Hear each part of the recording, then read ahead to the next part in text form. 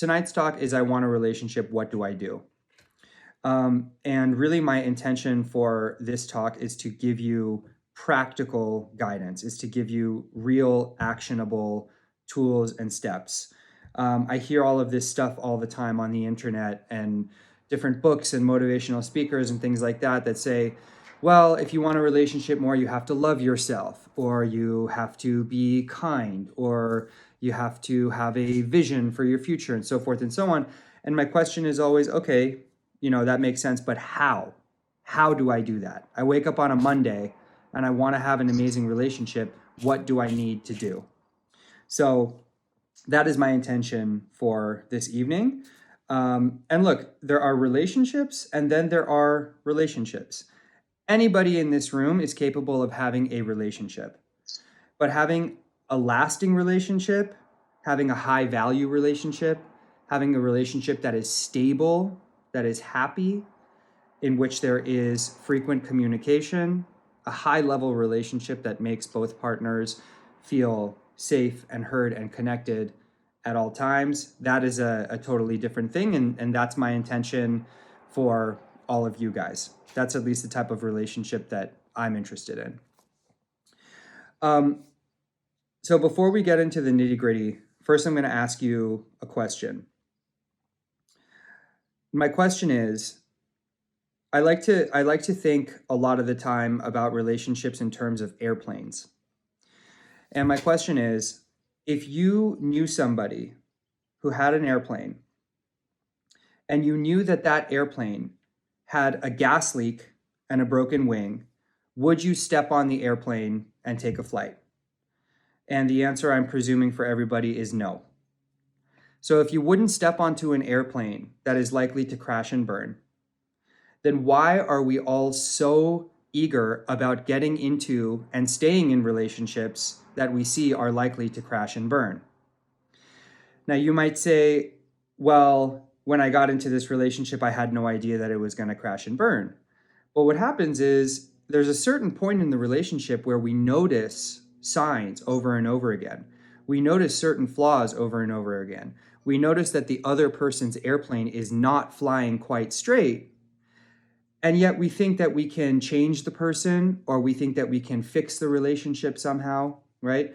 But that is exactly the same as being on an airplane that is crashing towards the ground and thinking that it's magically going to fly straight, rather than doing the safe thing, which is putting on your parachute and jumping out.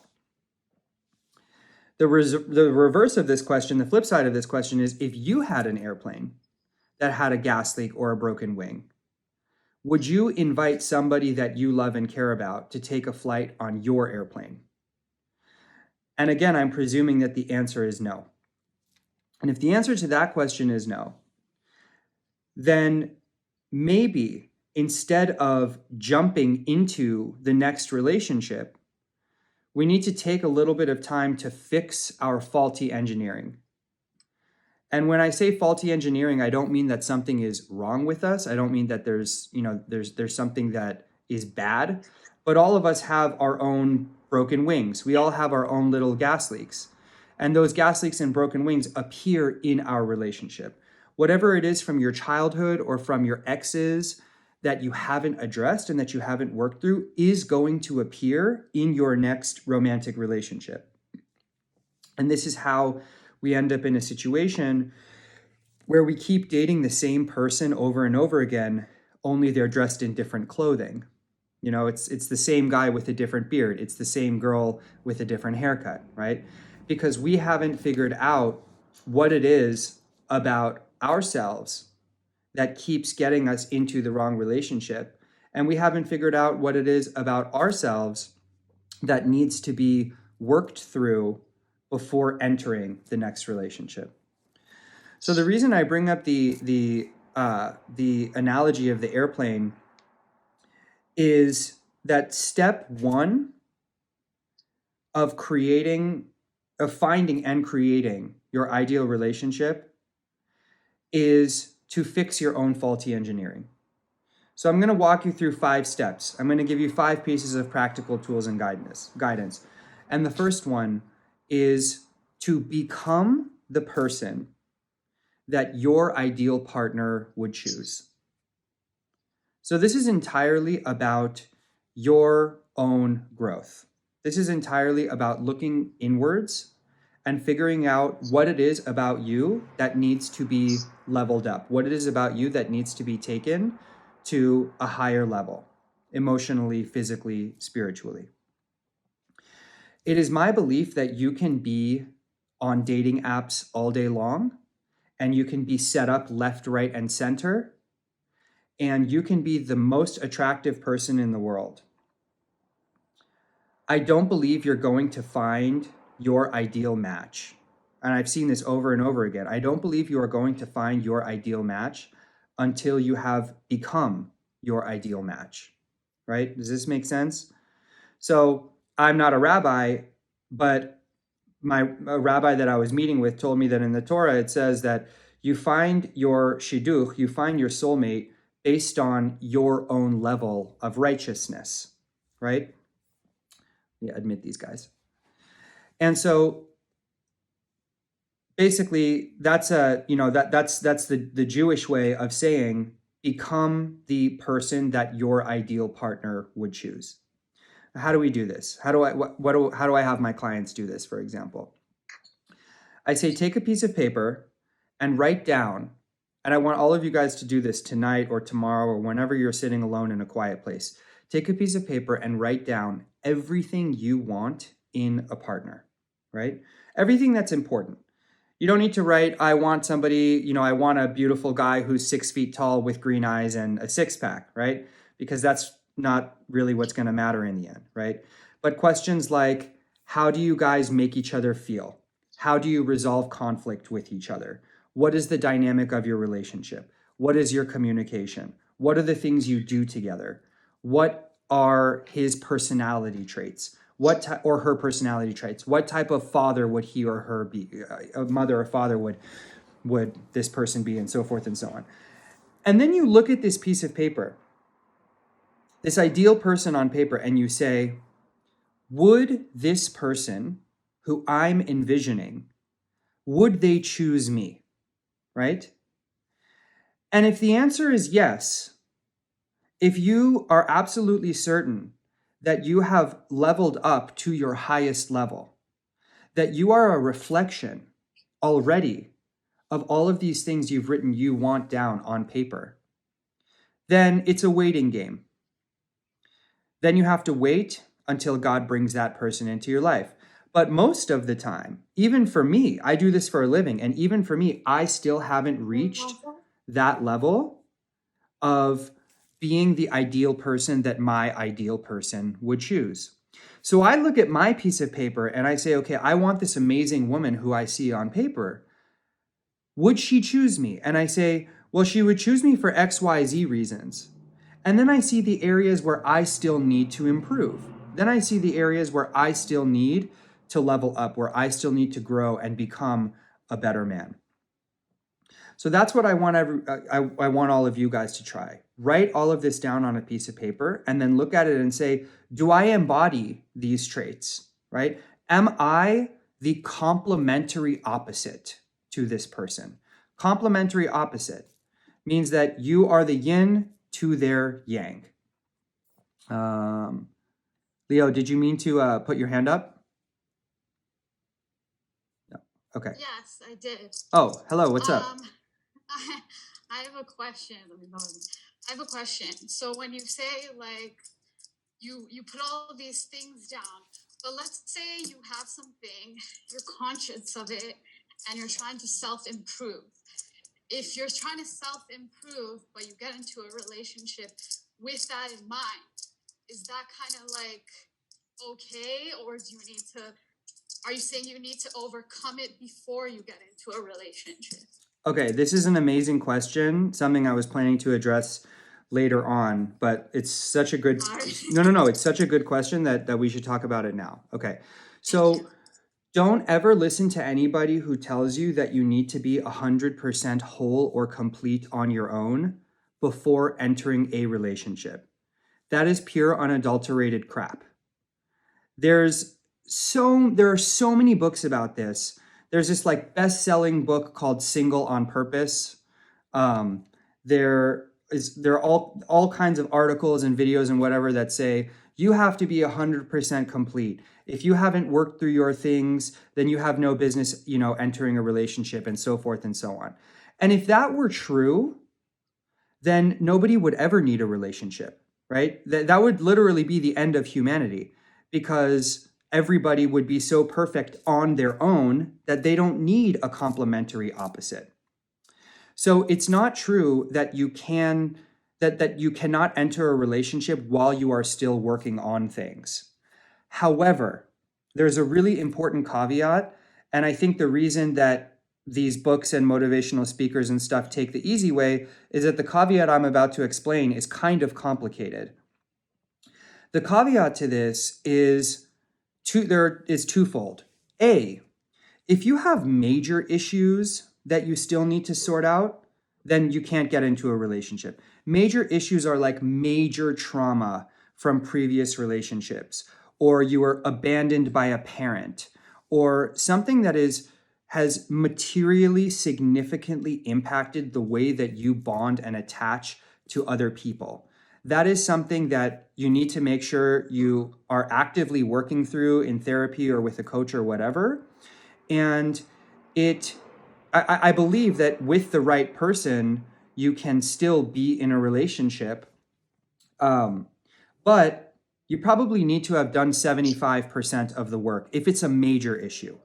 The vast majority of us, thank God, probably don't have those major issues. The vast majority of us probably just have regular relationship issues, that we've accrued throughout the years. I mean, my mother never abandoned me when I was a baby, yet I had a lot of abandonment issues in my relationships with women. And I kept having negative relationships, and it was because I hadn't worked through that 75% of abandonment. I didn't even know I had it, so I hadn't even worked through 10%.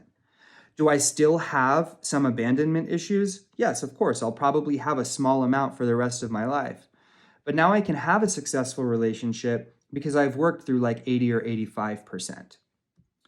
That's the first part. The second part is that there is a very fine line in our romantic relationships between healing and being wounded. So if you have something that you are actively working through and trying to improve, when I say it's a fine line between healing and being wounded, what I mean is that if you're with a partner who triggers your issues, you will be wounded over and over again. If you are with a partner who helps heal your issues because they understand that you are working through something, they understand that this is an issue that you're still trying to overcome, even if you're 50 or 75% of the way there, then that partner will carry you the rest of the way through your healing. So it's almost impossible for you to be 100% whole or complete on your own, because that takes away the job of the other person, which is to help heal you. I mean, one of the reasons we get into relationships in the first place is that the other person brings a sense of comfort and healing and love and affection and warmth that we cannot generate for ourselves. If you're with the wrong person who triggers your emotional issues over and over again, then it's going to set you back. And that has happened to me before. I've brought my abandonment issues into relationships, and then I've been with somebody who made me feel crazy for having abandonment issues, which made me feel even more abandoned and so forth, right? But luckily, I've also had those relationships where I've said to my partner, hey, this is something I struggle with. It's something I'm working through. I hope you can understand it. And she'll say to me, absolutely, what can I do to make you feel more safe? What can I do to make you feel more comfortable, right? So it's really about being with the right person, and it's really about the degree, the severity of what that thing is that you're trying to work through, right? And how much of it you have worked through before entering the relationship. Does that answer your question? Yes, thank you so much. Yeah, of course. And I know that may have been kind of complex, but does that make sense to everybody? Okay, cool. Definitely makes sense to me. Okay, great. Thank you. Great question. And if anybody else has any questions, you can feel free to unmute yourself at any time. I think you can unmute yourselves. Yes, you can. Okay, great. So principle number 1, become the person your ideal person would choose, right? And that's physically, emotionally, and spiritually. If you want somebody who is spiritually connected, get spiritually connected. Start meeting with a rabbi, start praying, start doing some meditation. If you want somebody who's in great shape, get off your ass and get into the gym. Level up, get yourself into the shape that you want to be in. If you want somebody who is emotionally stable, they're still going to have their stuff, like we just discussed, right? But get a therapist, get a coach, work on your things, and become more emotionally stable so that the two of you can come together and have this beautiful relationship. That's step 1, to sort of identifying your airplane. And your airplane does not have to be a decked out 747 that is beautiful, made of gold. Your airplane just has to be safe enough to fly. Like I said in response to Liana's question, you don't have to be 100%. You'll never be 100%. I'm not 100%. Your relationship, your airplane just has to be safe enough to fly. So that's step 1. Principle number 2.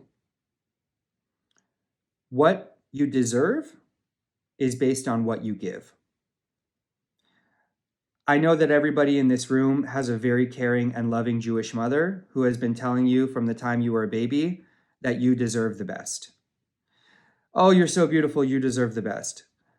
Oh, Justin, you're so handsome, you're so smart, you deserve the best. Oh, forget about that guy, you deserve so much better, so forth and so on. And the hard truth is that what you deserve is what you give. So if you want to deserve more, if you want to receive more, then you have to level up in the amount that you give. And again, the title of this talk is How to Create a Lasting, Stable Relationship, right? We've all been in those relationships where we are giving and giving and giving, and the other person is taking and taking and taking. We might have also been in the relationships where we're the ones taking unfairly and the other person is giving. That's not a lasting and stable relationship because one of you thinks that you're entitled to take something and the level of giving is off, right? So when I say that what you deserve is based on what you give, what I mean is that if you can give at a higher level, if you can stop playing mind games, if you can make yourself vulnerable, if you can check on the other person, if you can really go above and beyond to give your love and kindness and affection, then you get to say, yes, I deserve to receive at the highest level. But if you're sitting there saying, I deserve the most beautiful, I deserve the smartest, I deserve this and that, because that's what all of your friends have been telling you, then you're looking around and you're saying, well, I deserve all these things. Why aren't I getting them? Like, where is Prince Charming, or where's this amazing wife, or, whatever I'm looking for, right? Maybe you're not giving enough. Maybe you're not putting in the investment into that person that if you did, you would deserve to receive that in return. Moral of the story is give more, receive more. Give more, deserve more. And I want to be careful about this because what often happens in our relationships is that we see that the other person is not giving. So we think, okay, then I'm going to back off. Well, they're not texting me first, so I'm not going to text first. They're not making that much time for me, so I'm not going to make that much time. But what we're doing there is we're answering bad behavior with bad behavior. And the answer to vice is virtue. The answer to vice is not more vice. So you should never reduce your standard. You should never reduce your amount of giving. If you keep giving and you see that it's not being reciprocated, then you bounce. You go find somebody who is willing to give to you at the level at which you're willing to give, right? But the answer is not to play the game that they're playing. The answer is not to reduce the amount of investment that you're putting in just because somebody else is not willing to give at that level. Because then you are reducing what you deserve to receive and you are stooping down to the level that they are at. And that's a mistake that we want to avoid. All right, make sense, everyone, so far? Give me a thumbs up if I'm good to move on to the third. Okay, perfect. Principle number 3 to creating a lasting relationship. And this one can take some time, is to figure out your values. Now, when I say figure out your values, you might think, oh, I know what my values are. And my question is, do you really? First of all, what is a value? Can anybody give me a definition of a value? I think something that you consider to be important to yourself, I guess. Beautiful. Okay. Anyone else? Face something you don't compromise on. Beautiful. Yes. Okay. Shiva. Family values. What's a family value? Brought up, just what you're accustomed to. Okay. Good. Amazing answers. Something you consider to be personally important, something you don't want to compromise on, like a code, and the ways in which you were brought up, which presumably the ways in which you were brought up that you like, you want to pass those along to your own children, right? The way that I define a value is what you would teach your young son or daughter. So the biggest shift in my life occurred when I started living by my values. When I wrote down on a piece of paper what my values are, what I believe to be important, as Liana said, what my family values are, as Shiva said, what I don't want to compromise on, what Matthew said. And then I looked at those things and I asked myself, if I had a young son or daughter who was walking behind me and watching the things that I do and watching the things that I say, right? Would I do this thing? Would I say this thing, right? Now, why is this so important for your relationship? Why is it so important to get clear on your values? There are certain things in relationships that we can compromise on and bend on, right? Somebody doesn't have the physical characteristics that you want. That's okay. Maybe you can deal with it. Someone doesn't have all the personality traits that you want. That's okay. Maybe you can deal with it. When it comes to values, they are non-negotiable. And the reason that we end up in relationships that end up being a mistake, relationships that we didn't want to be in the first place, a lot of the time is that our values are off. And we don't know what our values are when we go into the relationship. And therefore, we have to figure out through the process of being in that relationship that our values are incompatible.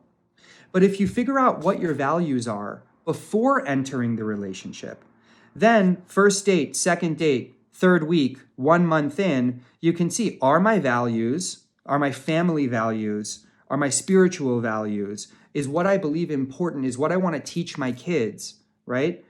Are they compatible with this person? Do we think the same way? Do we feel the same way about the things that are really, really important?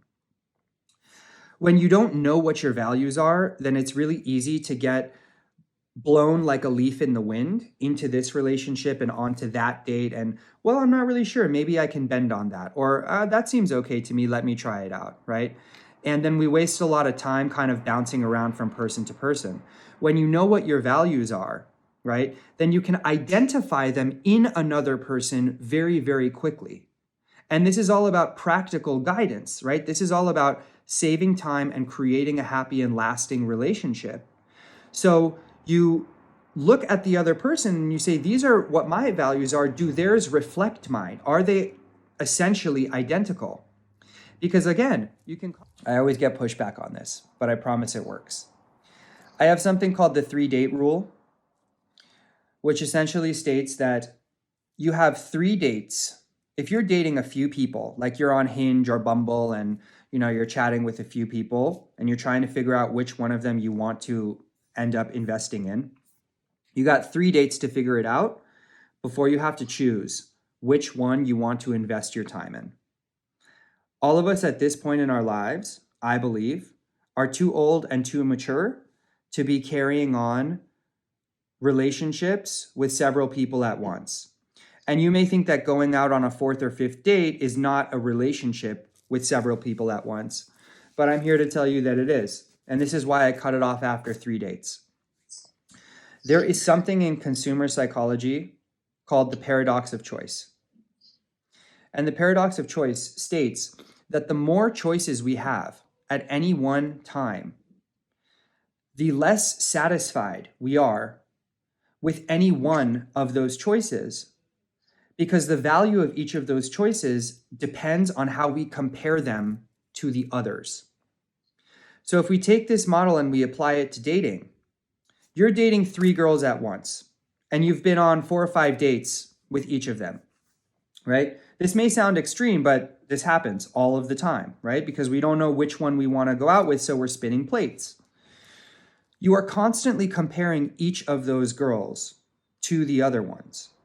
You're trying to remember what they do for a living. You're trying to remember what their siblings' names are. You're trying to learn and discern what their values are. You're trying to figure out if you have a connection with them. First of all, going out with 3 people at once is just rude to any one of those people, especially if they don't know that you're going out with any one of those people. But secondly, more importantly, the deleterious effect it has is that it makes you confused. And you may think that you're shopping. You may think that you're shopping for your options. But based on this principle of the paradox of choice, you are actually becoming less and less dissatisfied. You're actually becoming less and less satisfied with each one of those options in front of you, because you're constantly subconsciously making comparisons of those 3 people all of the time. And that's really dangerous. What's more is you cannot truly get close to several people at one time. You can't make an investment in several people at one time. We all have a limited emotional and physical bandwidth, right?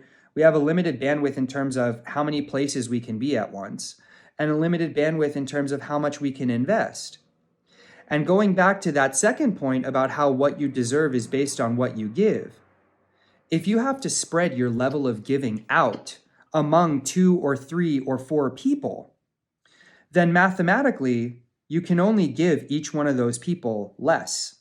If you're focusing on one person, then you can give that person more, which means that your relationship with that person, whether or not it's going to work out, will reveal itself sooner. You're investing in that relationship, so you deserve more from that relationship.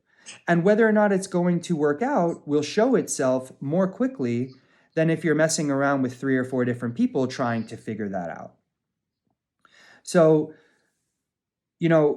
the motto that I try to get people to adopt, which I really think does wonders for our self-esteem and does wonders for our dating life, is, hey, you want to play the field? That's okay with me. I'm not in the field. You can play the field as much as you want. You can date as many people as you want, but I'm not in the field. I am standing over here in my own separate field. And I would love for you to come and play with me in this field, right? To show people that you are special, to show people that you are deserving of having that one-on-one time with them, of building that connection with them, right? To get them to come out of the field where everybody else is playing and into your field where the 2 of you can build something beautiful.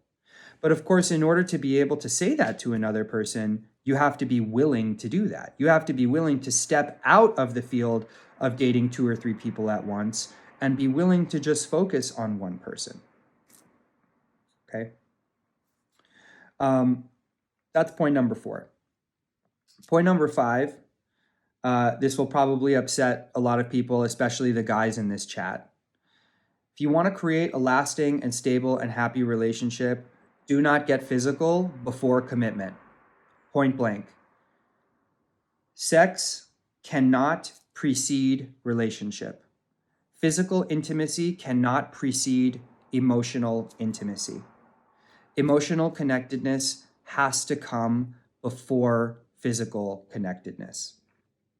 And there is so much psychological evidence supporting this theory. There are so many sociological studies supporting this theory, and I'd be happy to send them to you. But basically, I'm just going to try to explain this in layperson terms. I mean, there are so many reasons why I believe this is true, and why once I implemented this method into my life, my romantic relationships really succeeded and really blossomed, and I was so much happier with my relationships. The thing that happens is that we get really excited about somebody, and the first thing we want to do when we're excited about somebody is take off our clothes and roll around with them, because we think that that is going to bring us closer to them. What is the closest you can be to somebody? Sex. That is the closest two people can ever be to each other. But the bodily act of sex without the emotional connection is actually a very disconnected experience. And so what happens is that while we are trying to create closeness with somebody, we are actually distancing ourselves from them if the emotional connection has not been made. Now, you might say to me, well, I've been talking to somebody for 3 weeks. I've been on them with 6 dates. I've had several hours of talking to them. We've had so many FaceTimes. We've had so many conversations. I do feel emotionally connected to them. Okay, great. I believe you. But is there a commitment to back that up? Right? The dollar is only worth anything because it's backed by gold. I don't know if that's still the case. I'm sure an economics nerd will tell me that that's not true, but it used to be that the dollar was only valid because it was backed by gold. You might tell me, oh, I have an amazing emotional connection with this person and it's time to take it to the next level. Okay, I believe you. But is there a fall safe? Is there something that is going to back that up? And the only thing that will back that up is the commitment. So when I say no sex before commitment, no physical intimacy before commitment, what is commitment? That I cannot define for you. I cannot tell you that you have to wait until you're boyfriend and girlfriend. You have to wait until 2 months and 10 days. Personally, I don't sleep with anybody that I am not in a relationship with. But you could have the exclusivity talk, right? You can say, okay, we're exclusive. That means we're committed to each other. But it has to be backed up by time. If you're really excited about somebody and you say, after 2 weeks of knowing them, okay, let's be exclusive, or okay, let's be boyfriend and girlfriend, right? Just so that you can have sex with them because you're so excited about them. Believe me, I've been there. I get it. I understand the impulse. But there's not sufficient time to back up that emotional connection. And if there's not sufficient time, then there can't be a real commitment. Commitments take time to build, okay? So the first thing is that without the commitment and without the emotional connection, the act of sex actually creates distance between two people, especially because if you sleep with somebody without that commitment, there is a very high likelihood that one or both of them is going to lose interest. That is something that happens all the time. It's not always men, by the way. I've slept with people in the past that right after I slept with them without the commitment, they were no longer interested in me. There are women who function that way, right? So it creates distance, and without the commitment, it takes two people farther away from each other when their goal is actually to get closer. That's the first reason. The second reason this is such an important guideline to follow is that when you withhold physical intimacy from somebody, until the time is right, you are communicating your value. And I believe you're communicating your value to three entities. One, to yourself. Two, to the other person. And three, to God or to the universe or to luck, to grace, to chance, the cosmos, whatever you want to call it. When you make the commitment to yourself that I'm not going to sleep with someone until and unless I know there's a strong emotional connection and a verbal spoken commitment, then what you are saying is I don't give my body away for free. Man, woman, black, white, gay, straight, it doesn't matter. The most sacred thing you have is your body. Why? Because your body is the container for your mind, your heart, and your soul. And if you wouldn't give your entire life savings away to the homeless guy who lives downstairs, then why would you be willing to give the most sacred thing you have away to somebody essentially for free? 2 dates is for free. 2 weeks is for free. I like this person and they like me is giving the most sacred thing away you have for free. But a lot of time spent together, a lot of emotional connection built together, and a commitment to each other is not free. There's a phrase that says, why would someone buy the cow if they can get the milk for free? And things that are free don't have very much value. Things that are easy to get don't have very much value. So when you withhold this part, it's not because you're trying to play a game. It's not because you're trying to make yourself seem more valuable, right? It's because you are more valuable and you're communicating that value. You're communicating your worth to the other person. Now, how does this translate to a more lasting relationship? Well, this is a little bit different for men and for women. What tends to happen for men is that after they sleep with somebody too soon, they lose interest. As I said, there are women who experience that, and I've been on the other side of that. But for most men, when they sleep with somebody without the commitment and without the emotional connection, they lose interest fairly quickly. And then the relationship, it's really hard to come back from that. What happens with women, and again, there's lots of studies and everything to back this up that I can send to you, but what happens with women when they choose to sleep with their partner too soon is that it hinders their ability to do something called pair bonding in the long term. Pair bonding is the difficulty or the ease with which you are able to bond to your partner for a long period of time, years and years and years. So all of the evidence shows that women who chose to sleep with their partner too soon are more likely to leave. They are more likely to divorce, right? And men who sleep with their partners too soon are more likely not to get into the relationship at all. So if the entire point is to create happy and stable, lasting relationships, it's not only about your respect for yourself and increasing your self-esteem and making sure that your value is communicated to yourself, the other person, and to God, but it's also about making sure that a relationship actually builds and that one or both of the parties in the relationship don't leave because they are used to going off and sleeping with another partner, right?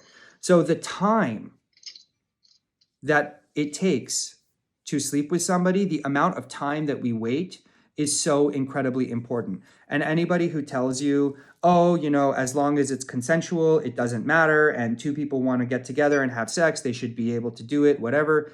I've heard all of that crap. It's just not true. It's just not supported by the psychological and sociological studies and the evidence. And also just anecdotally, go and ask your friends, if they have experienced them. Go and ask them what happened when they slept with somebody before a commitment was made. 1 out of 10 of those stories is that they slept together on the first night, they got married, and then they rode off into the sunset and everything was beautiful. 1 out of 10. 9 out of 10 times they will tell you that it didn't end up working out. So it's supported. What, Charlene? I know a relationship that got married after that. Oh, okay. Well, yeah. I'm not embracing it. I'm just saying I know one. Yeah, I know one too. I know one too. I do. The 1 out of 10, I know 1 of the 10. Sure. You probably know 9 out of the 10 too. If you go and, God, no. no. Go and do some digging.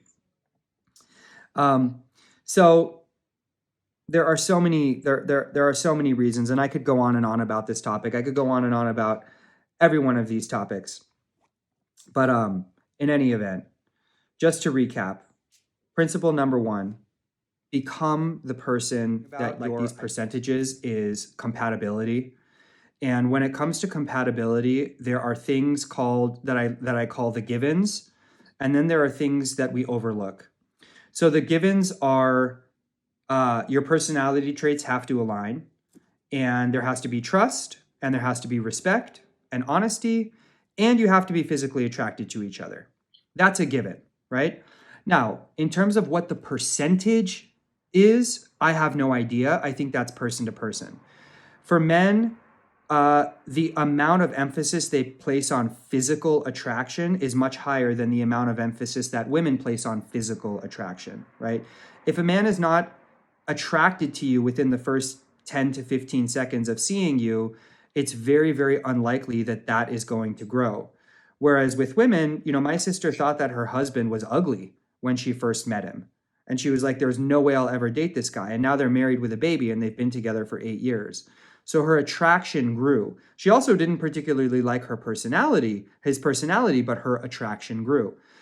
So I can't give you the percentages of the givens of how much emphasis you should place on respect, honesty, attraction, personality. All of those things have to be in there. But then there are the parts of compatibility that we overlook. And there are 3 elements here. 1 is values, 2 is communication style, and 3 is a feeling of safety. Values cannot be compromised. You will not be compatible with somebody who you don't have the same values as, point blank, as I said in the talk. Number 2 is communication style. If your communication style is that you like to communicate very frequently, you're very verbal, you're very affectionate, you're a texter, you like a lot of checking in, and the other person never checks their phone, and they are sort of avoidant in their communication, then you're not going to be compatible. So you have to figure out how you like to communicate and how you like to be communicated with, right? And then make sure that you and the other person are on the same page. And then the third element that gets overlooked is something that I call the feeling of safety, which basically means, do you feel safe with this person, or do you feel like you're walking on eggshells? Do you feel safe and comfortable with them, or are you waiting for the other shoe to drop? Your feeling of safety is determined by how you communicate with each other and whether or not your values are aligned. If your values are off and your communication is off, you will feel anxious in the relationship. You will not feel safe and at ease. But if the givens are there, the personality, the attraction, your values are there, and you communicate with each other well, then you should feel safe and comfortable in the relationship. And how do you measure the feeling of safety? This is really important. The way you measure how safe you feel in a relationship is not determined by how you feel when you are physically together. It is determined by how you feel when you are physically apart. When you are together with your partner, chances are that you're going to be laughing, eating good food, having fun, telling jokes, cuddling, doing all that stuff. So of course you're going to feel good. But if you leave the date, if you leave your partner and you're feeling anxious, you don't know when they're going to call you, you don't know when they're going to text you, you got in a little argument that was not resolved, you feel like your values are misaligned. All of those things pop into your mind when you're not spending time with the partner. And that's how you determine if you feel safe and comfortable with them, by paying attention to how you feel when you're apart. Does that make sense? Yeah. Thank Okay. you. Yeah, of course. In terms of the percentages, though, it's really hard to say because it's different for men and women, and it's different for every man and every woman. You know, each person has a different little pie chart for themselves. Okay. All right, Sydney. Thank you. My question is in regards to the values. How many, I guess there's not a number, but around how many different things should you be set on and then to not compromise on? And these things need to line up. Are you asking how many non-negotiables you should have, or how many values you should have, or both? How many non-negotiables?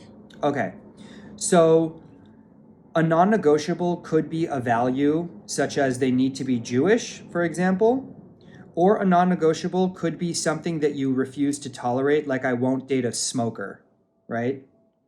I like to separate values from non-negotiables because because your list of non-negotiables should be short and powerful, like 5, right? Because otherwise you could say everything is a non-negotiable, right? My non-negotiables are I refuse to be with somebody who doesn't take care of their health. I refuse to be with somebody who is not physically and verbally affectionate, so forth and so on, right? But when I think of my values, as I said earlier, values are what you would teach your children is important, like religion, politics, how to treat people, what you should believe in, so forth and so on. So I think both of those lists should be short and powerful, right?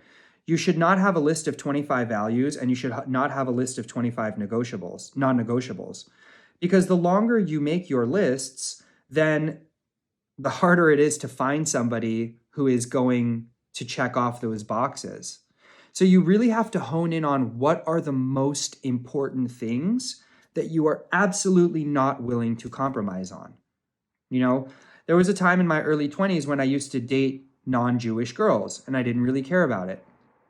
Now, there's no amount of money I would accept to date a non-Jewish girl. That's just my value, right? And I'm not interested in explaining it or compromising it. That is something that's incredibly important to me, right? But if I said, if I'm looking at personality traits, do I prefer somebody who's introverted to somebody who's extroverted? Sure, that's my preference. Do I prefer somebody who's brunette to blonde? Sure, that's my preference, right? But am I going to include that in my list of values or my list of non-negotiables? Does it really need to be there? Right? Is it absolutely essential? Or is it something that I can see myself working with a little bit? You want to get clear on that. Got it. Okay? And by the way, every answer that I'm giving, you and I and anybody else in here can work on these things together. You can call me anytime and I will sit and work through them with you. The intention of this is not to give you all this stuff and send you on your way. The intention of this is for all of us to build a working relationship together, and for you guys to know that I'm here to guide you and I'm here in your court. All right. So let's take one more question and then we will send everybody on their way.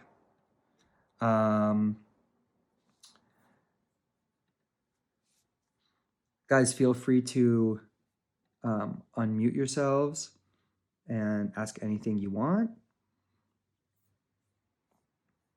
Thank you for all the awesome messages I have gotten. These are so sweet of you guys. I'm so glad you enjoyed it.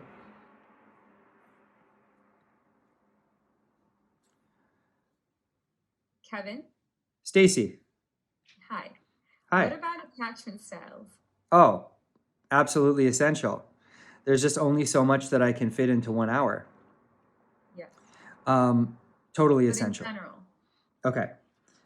So in general, there are 3 attachment styles: anxious, avoidant, and secure. There is a 4th called anxious avoidant, but it is such a negligible portion of the population that for right now, we're just going to talk about these 3. And your attachment style, the good news, well, let me start with the bad news. Your attachment style determines the way that you attach to romantic partners. It determines how high your need for emotional closeness is, okay? The bad news is that your attachment style was determined for you when you were a baby by your mother or your father or your primary caregiver. So the bad news is that it's not something you have control over at this point in your life. The good news is that you can work on becoming more securely attached, right? So there are 3 attachment styles: anxious, avoidant, and secure. An anxiously attached person is somebody who needs a lot of attention and a lot of affection. They need a lot of communication. They feel very anxious in their relationships, and they need validation and closeness. An avoidant person is somebody who's the polar opposite. When somebody gets too close, it freaks them out. They sleep with their partners very quickly. During conflicts, they are poor communicators. They kind of clam up and don't say anything, or they have bad tempers. They pride themselves on being very independent. An avoidant person is somebody who is trying to avoid closeness. And then a securely attached person is somebody who is right in the middle and is very healthy. They have a high need for emotional intimacy and closeness, but they also know how to regulate themselves. They don't freak out during conflicts. They are excellent communicators. And the hallmark of a securely attached person is that they are what I call RRR: receptive, responsive, and reliable. This means that they are receptive to their partner's needs. They listen with compassion. They are responsive to their partner's needs. They respond. They respond when you call. They respond when you text. They are available. And they are reliable. They're predictable. They are dependable. You're never worrying about where they are going to be or what they are doing. They don't give you anxiety. They are there. They're consistently dependable and available. That is a securely attached person. So I came into the world with or I guess I learned a very anxious attachment style from my parents, and I had to spend a lifetime learning how to become more securely attached. That was a major problem for me. But learning what your attachment style is will do wonders for your dating life. Because if you're an anxiously attached person, you can only date somebody who is either anxious or secure. If you're an avoidant person, you can only date somebody who is either avoidant or secure. But you cannot date the opposite. And the cruel joke of all of this, Stacy, is that anxious people tend to chase avoidant people. And anxious people and avoidant people always tend to end up in relationships together. And the anxious person is always feeling terrible, and the avoidant person is always having their ego filled, and the anxious person is trying to chase to get the avoidant person's attention and affection and validation, and the avoidant person is trying to run away, but they like it because it inflates their ego, and it just becomes this terrible vicious cycle. So becoming aware of what your attachment style is and working on becoming more securely attached is the best thing you can do for making sure that your relationship is stable, and making sure that you're choosing more secure partners. Does that answer your question? Yes, thank you. Thank you. All right, guys, I will let you get on with your busy lives. I want everybody to take out their phone and go follow me on Instagram so you can chat with me there anytime. I also want everybody to go on Facebook, and if you are not already a member of the Soul Search group, you should join Soul Search. If you are interested in personal matchmaking, please send a message to the admin of the group, Talia Masjetti. She does personal matchmaking if you want to help help with finding your person. Right now, I am putting in the chat my cell phone number. If anybody has any questions about this, or you want to find a time to chat over the phone, or you need any additional guidance, I am here. I will not charge you. That is my gift to you for joining tonight. So feel free to call or text anytime. Follow me on Instagram, join the Soul Search Facebook group, and I will catch you guys on the next one. God bless you. Take these tools, go find your soulmate, make beautiful Jewish babies. Talk to you guys soon. Thanks, Kev. Thank Thanks, you. Kevin. Bye, guys. Thank you. Thank you, Kevin. Thank you. Thank you very much. Thanks for you're wise beyond your years. Thank you, Abtin. Hope I get to meet you in person, brother. Thank you. Thank you. Rock, Kevin. Who's that? Tasha. Hey, what's up, Natasha? Thank you so much for joining. Thank you. This was great. Thank you, Angela.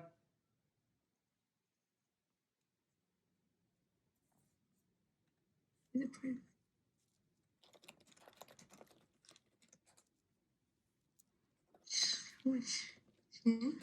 you. Thank you. Have a great night. Your logo.